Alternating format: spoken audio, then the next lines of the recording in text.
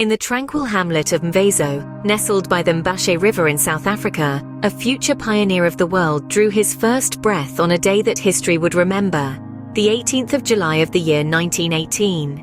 This child bore the name Rolihlahla Mandela, who would gain global recognition as Nelson Mandela. Rolihlahla is an Xhosa term, curiously translating to troublemaker.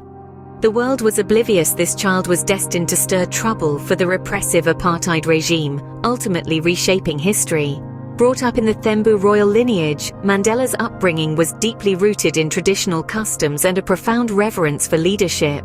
His father, Gadla Henry Mfakanyiswa, held the esteemed positions of a local chieftain and an advisor to the king. Nonetheless, a cloud of tragedy loomed over Mandela's early life. His father's life was cut short when Mandela was merely 9, leaving him under the guardianship of the Thembu regent, Chief Yongintaba Dalindyebo. Relocating to Mkhekezweni, the provincial capital of Thembuland, signified a monumental turning point in Mandela's life. It was here that he had the privilege of a Western-style education, a luxury few black children were afforded at that time. This phase also marked the commencement of his political awakening. Living alongside the regent, he was privy to the intricacies of tribal leadership and the devastating effects of colonial rule on his people. Before we continue, we urge you to subscribe to the SayPro channel for more enriching content like this. In 1939, Mandela embarked on a journey that would shape his future. He made his way to the University College of Fort Hare, the sole residential higher learning institution for black individuals in South Africa at the time. His college journey, however, was cut short. In his second year, he was expelled after partaking in a student protest against subpar food quality. Following this setback, Chief Dalindyebo planned a marriage for Mandela.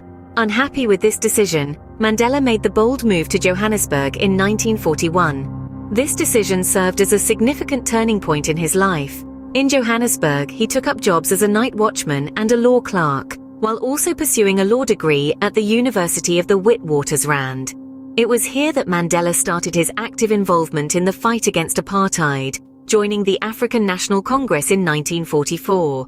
Don't forget to click the subscribe button on the SayPro channel for more fascinating content like this. From the tranquil countrysides of Mvezo to the vibrant metropolis of Johannesburg, Nelson Mandela's childhood was marked by experiences that would later underpin his work as a champion for freedom. His encounters with tribal leadership, his immersion in education, and his personal experiences with racial prejudice all had profound impacts on molding his political beliefs. Don't forget to hit the subscribe button for the SayPro channel to get more content like this. Reflecting on Mandela's early life, we witness how these initial years impacted his future.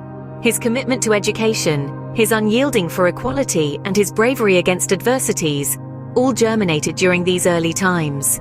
These roots later navigated his path as he steered South Africa from apartheid, a freshly minted era of democracy and equality. And if you're interested in more content like this, don't forget to subscribe to the SayPro channel. The Mvezo boy who was bestowed with the epithet troublemaker certainly lived up to it. Though not in the manner his family have foreseen, Nelson Mandela caused a stir in the status quo. He ruffled the feathers of the oppressive apartheid regime. By doing, he transformed the world. Please remember to subscribe to the SayPro channel for more inspiring content just like this.